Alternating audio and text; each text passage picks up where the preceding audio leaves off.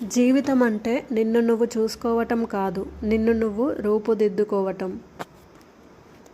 నీకు కావలసిన దానికోసం శ్రమించకుండా పోగొట్టుకున్న దాని గురించి ఏడవటం మూర్ఖత్వం అవుతుంది. అర్ధరహితమైన మాటల కన్నా అర్ధవంతమైన నిశ్శబ్దం చాలా గొప్పది.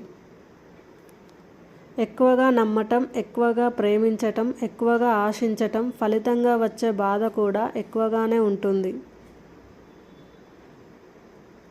జరిగిన దాని గురించి ఎప్పుడూ చింతించకు, ఎందుకంటే మనకు జరిగే మంచి మనకు ఆనందాన్ని ఇస్తే, జరిగిన చెడు అనుభవాన్ని ఇస్తుంది. నిరాశావాది తనకు వచ్చిన అవకాశంలో కష్టాన్ని చూస్తే, ఆశావాది కష్టంలో అవకాశం కోసం వెతుకుతాడు. జీవితం చాలా కష్టమైన పరీక్ష.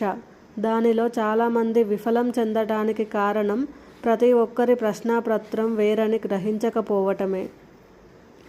కాలం నువ్వు కలిసే వ్యక్తులను నిర్ణయిస్తుంది. హృదయం మీరు కోరే వ్యక్తులను నిర్ణయిస్తుంది. మీ ప్రవర్తన మీతో ఉండే వారిని నిర్ణయిస్తుంది. ఇతరులతో నిన్ను నువ్వు పోల్చుకోవడం ఆపినప్పుడు నీవు నీ అసలైన జీవితపు ఆనందాన్ని పొందుతావు.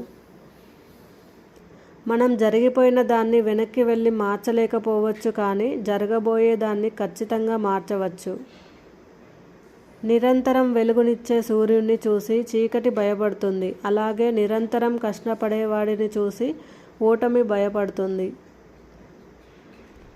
ఒక అడుగు ప్రారంభిస్తే 1000 మైళ్ళ ప్రయాణమైనా పూర్తి అవుతుంది. ప్రతి అడుగును లక్ష్యంగా మార్చటం వల్ల ప్రతి లక్ష్యాన్ని అడుగుగా మార్చి విజయం సాధించవచ్చు. అంధకారంలో ఉన్న ప్రపంచానికి వెలుతురు ఇవ్వాలంటే మనం దీపంగా మారాలి, లేదా ఆ కాంతిని ప్రతిబింబించగలిగే అద్దంగా అయినా మారాలి.